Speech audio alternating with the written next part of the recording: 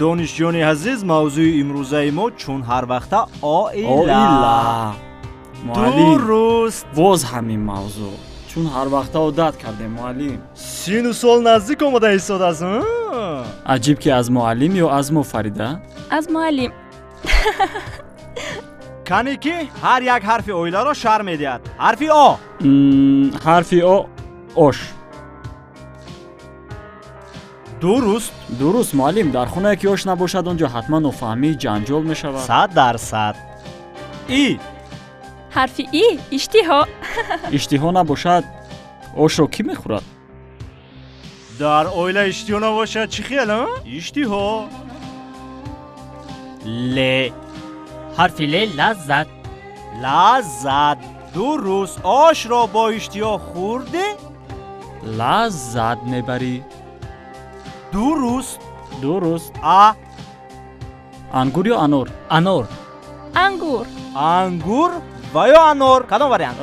انگور. نه وقتتون در آمد. رستم. باز رستم، باز هم نغمه های رستم. سلام. سلام. امروز درسی ما درسی غیر مقرری است. یعنی من میخواهم با شما کمی بازی کنم. بازی یعنی در نخونک کمی با شما بازی کنم. میخواهم یک نفر رو امروز اختیاری نزد تخته صنف دعوت کنم. کی میخواهد؟ من. فریده؟ مرحمت فریده. باز فریده. شرطی بازی ما چنین است. در زندگی 10 نفری از همه مهمتر رو، نامی 10 نفری رو که عزیز دل و دیده تو هستند و تو به اونها زندگی کرده نمیتوانی در تخته صنف نویس. میدانی کیو هستن؟ میدانم. مرحمت. شروع میکنیم. یکم این مادرم. دویم پدرم.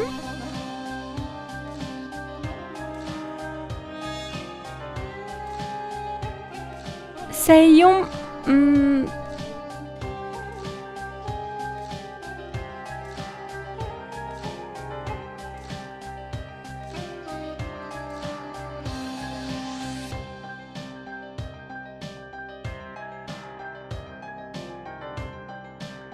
یک لحظه سر و سیمه نشو. اکنون در مقابل هر یک نامی که در تخته صنف نوشتی نویس که برای تو کی هستند همین شخصان.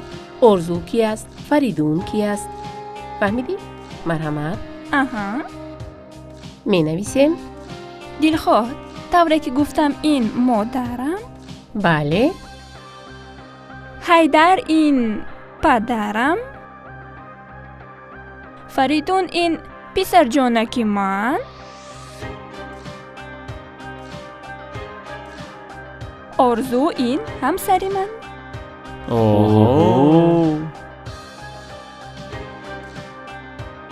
میسره دوگانه من.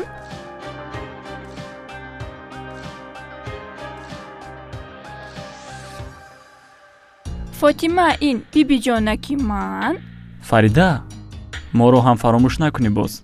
نمیکنم.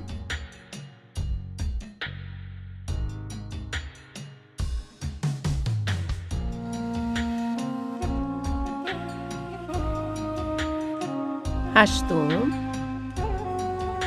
با دقت باش، باز 2 نفر موند. 9 و نفری آخرین.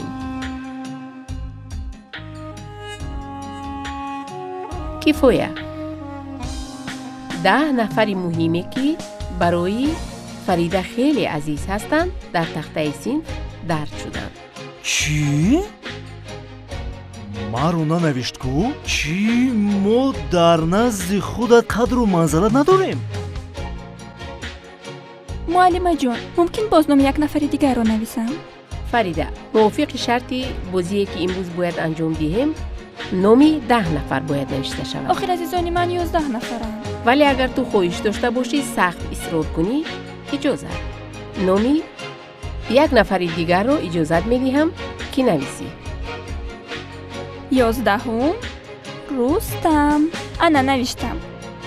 ба зур номта навис Рустам. مجبوری. маълум аст. اینها همسبقان و دوستانی منند. تشکر. یعنی انا این نفرانی هستند که در زندگی فریده خیلی مهم هستند و به اونها زندگی کرده نمیتوانند. اما اکنون فریده بازی رو ادامه میدهیم. از میان انا همین 11 نفری که درج کردی 1 نفر رو نامش رو پاک میکنی. 1 نفری رو که در زندگیت اونقدر مهم نیست و به او هم زندگی تو پیش میرود. رستم پریدی.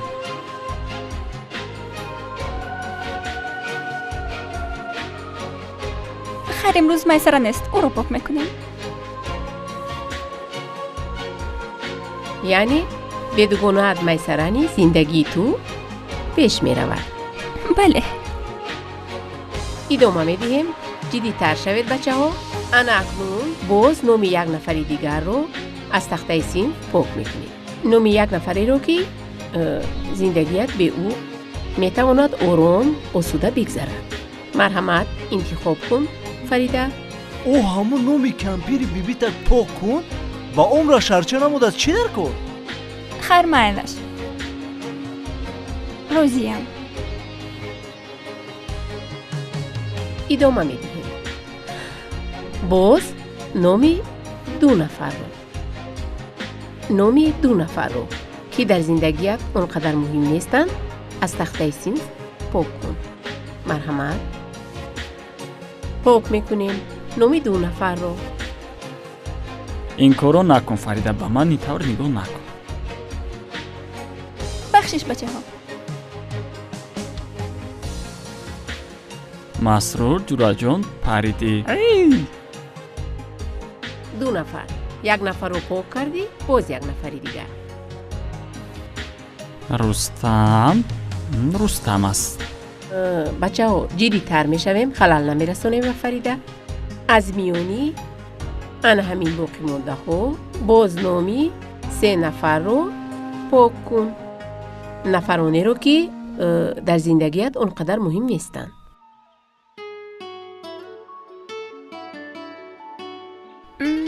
بچه ها ایلوژی ندارم. хайр коратро кардида Фарида. اینک چند نفر موند در تخته صنف؟ نامی چند نفر؟ 4 نفر. 4 نفر. انا اکنون باز وظیفه مهمتر است بر دوش تو فریده. یعنی از میان انا همین 4 نفر باز نامی یکی رو باید پاک کنی. معلمه آخر شرطی ما چونین است. مرحمت انتخاب کن. لحظه خیلی جدی. فریده رو می باید باز نام 1 نفر رو از تخته صنف پاک سازد. مرحمت. کی رو پاک میکند؟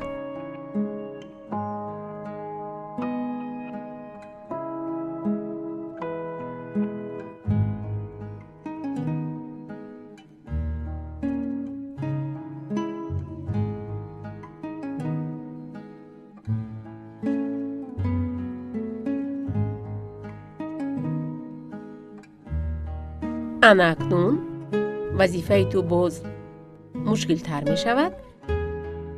تو رو لازم است که باز نام 1 نفر رو از تخته صنف پاک کنی. آخر من نمیتوانم باز 1 نفر دیگر رو پاک کنم. سپارش فهمو است.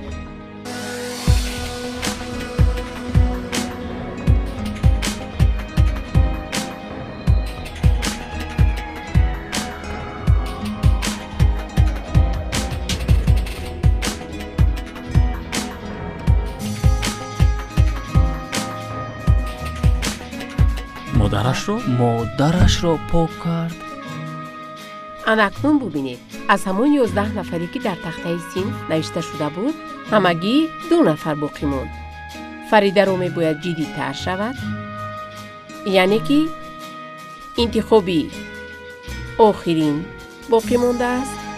باید 1 نفر رو باقی گذاری و 1 نفر رو از تخته صنف چیکار کنی؟ تازه نمایی. مرحمت 1 نفر دیگر رو از تخته صنف پاک میکنیم. مرحمت سر و سیمه نمیشویم.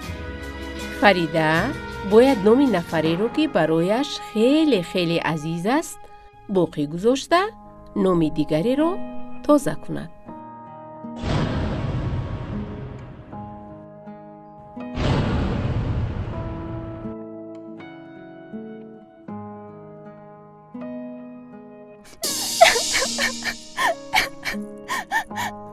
آرام باش فریده. مرحمت به جایت گذر.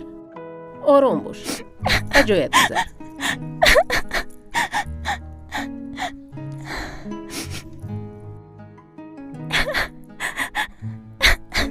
فریده خواهش میکنم آرام باش. البته من درک میکنم، احساس میکنم که انتخاب برای فریده خیلی و خیلی مشکل بود، ولی میخواهم انا همون شرط خود رو بازی که در نخونه گفتم انجام بخشم، یعنی که درسی ما در همین جا خاتمه مییابد. فریده از میان 11 نفر چرا انتخابی تو چنین شد؟ یعنی که نامی همسرت رو در تخته صنف باقی گذاشتی، در حالی که والدانت، پدر و مادرت تو رو با هزاران آرزوی امید به دنیا آوردند، تربیت کردند، بزرگ کردند و مثل والدانت تو نیز پسرت رو با هزاران آرزوی امید به دنیا آوردی، تربیت میکنی و بالاخره میتوانستی شریک حیاتی دیگری نیز داشته باشی. خواهش میکنم فریده آرام باش، پاسخ تو رو منتظریم. آخر والدان یک روز نه یک روز این دنیا را ترک میکنند و ما را هم میمانند. پسرم باشد با بهانه خواندن و کارش او همه را ترک میکنه. پس تنها واقعا این همسرم میمانند همراهی من که تمام زندگیش را با من قسمت میکنه.